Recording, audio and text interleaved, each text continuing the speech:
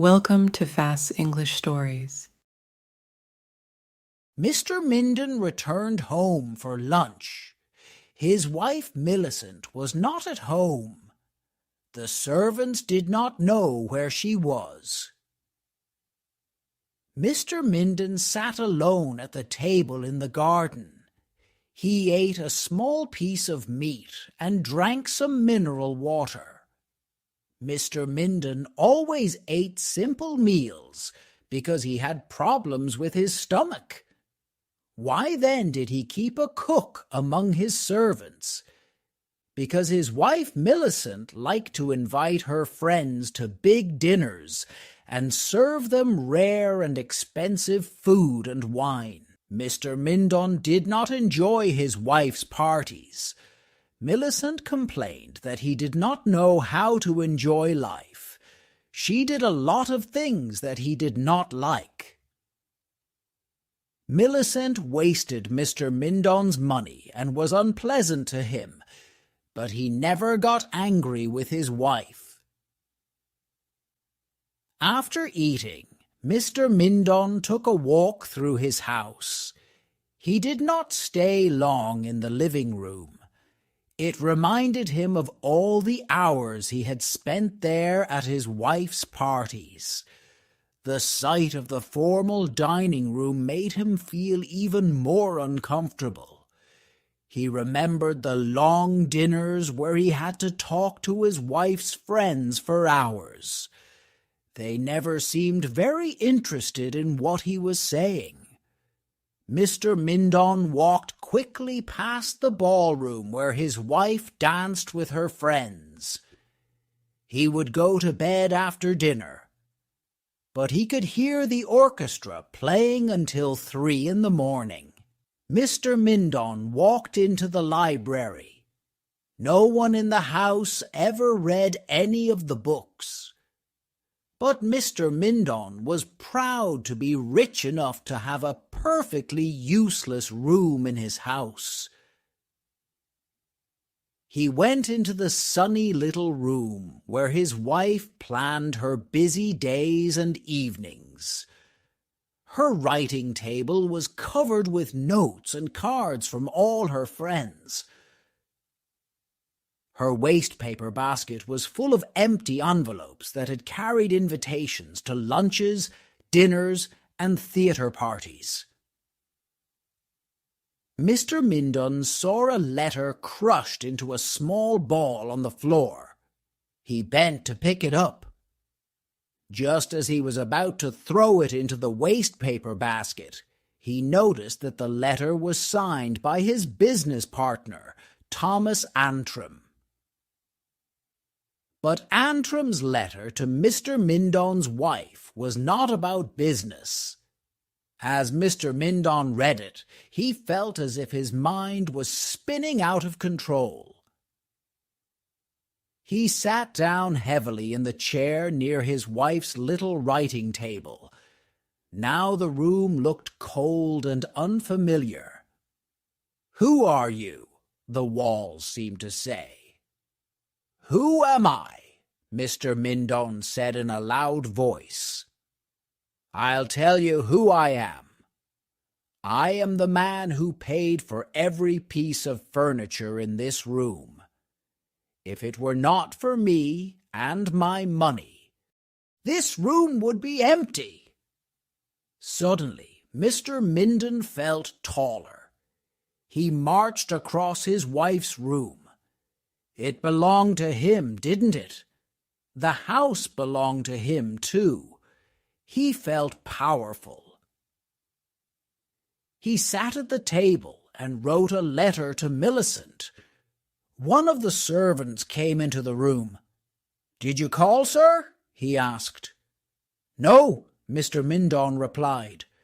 "But since you are here, please telephone for a taxicab at once." The taxi took him to a hotel near his bank. A clerk showed him to his room. It smelled of cheap soap. The window in the room was open and hot noises came up from the street. Mr. Mindon looked at his watch. 4 o'clock. He wondered if Millicent had come home yet and read his letter. His head began to ache, and Mr. Mindon lay down on the bed. When he woke up, it was dark. He looked at his watch. 8 o'clock. Millicent must be dressing for dinner. They were supposed to go to Mrs. Targe's house for dinner tonight. Well, Mr. Mindon thought, Millicent would have to go alone. Maybe she would ask Thomas Antrim to take her to the party. Mr. Mindon realized he was hungry. He left his room and walked down the stairs to the hotel dining room. The air, smelling of coffee and fried food, wrapped itself around his head. Mr. Mindon couldn't eat much of the food that the hotel waiter brought him. He went back to his room, feeling sick. He also felt hot and dirty in the clothing he had worn all day. He had never realized how much he loved his home. Someone knocked at his door. Mr. Mindon jumped to his feet. "Mindon," a voice asked, "are you there?" Mr. Mindon recognized that voice. It belonged to Lawrence Macy. 30 years ago, Maisie had been very popular with women, especially with other men's wives. As a young man, he had interfered in many marriages. Now, in his old age, Lawrence Macy had become a kind of marriage doctor. He helped husbands and wives save their marriages. Mr. Mindon began to feel better as soon as Lawrence Macy walked into his hotel room.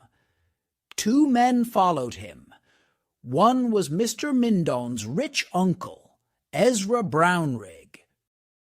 The other was the Reverend Dr. Bonifant, the minister of St. Luke's Church, where Mr. Mindon and his family prayed every Sunday. Mr. Mindon looked at the 3 men and felt very proud that they had come to help him. For the first time in his married life, Mr. Mindon felt as important as his wife Millicent. Lawrence Macy sat on the edge of the bed and lit a cigarette. "Mrs. Mindon sent for me," he said. Mr. Mindon could not help feeling proud of Millicent. She had done the right thing. Maisy continued, "She showed me your letter. She asks you for mercy." Maisy paused and then said, "The poor woman is very unhappy, and we have come here to ask you what you plan to do." Now Mr. Mindon began to feel uncomfortable. "To do?" he asked. "To do? Well, I plan to leave her." Maisy stopped smoking his cigarette. "Do you want to divorce her?" he asked. "Why, yes, Mr. Mindon replied. Maisy knocked the ashes from his cigarette. "Are you absolutely sure that you want to do this?" he asked. Mr. Mindon nodded his head. "I plan to divorce her," he said loudly. Mr. Mindon began to feel very excited. It was the first time he had ever had so many people sitting and listening to him.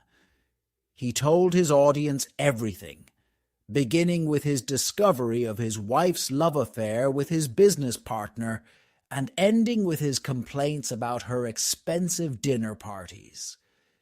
His uncle looked at his watch. Dr. Bonifant began to stare out of the hotel window. Maisy stood up. "Do you plan to dishonor yourself, then?" he asked. "No one knows what has happened. You are the only one who can reveal the secret. You will make yourself look foolish." Mr. Mindon tried to rise, but he fell back weakly. The three men picked up their hats. In another moment, they would be gone. When they left, Mr. Mindon would lose his audience and his belief in himself and his decision. "I won't leave for New York until tomorrow," he whispered. Lawrence Maisie smiled. "Tomorrow will be too late," he said. "Tomorrow everyone will know you are here." Maisie opened the hotel room door. Mr. Brownrigg and Dr. Bonifant walked out of the room. Maisie turned to follow them when he felt Mr. Mindon's hand grab his arm. I will come with you," Mr. Mindon sighed. It's for the children." Lawrence Maisie nodded as Mr. Mindon walked out of the room. He closed the door gently. Thanks for watching. Please like, share, and subscribe.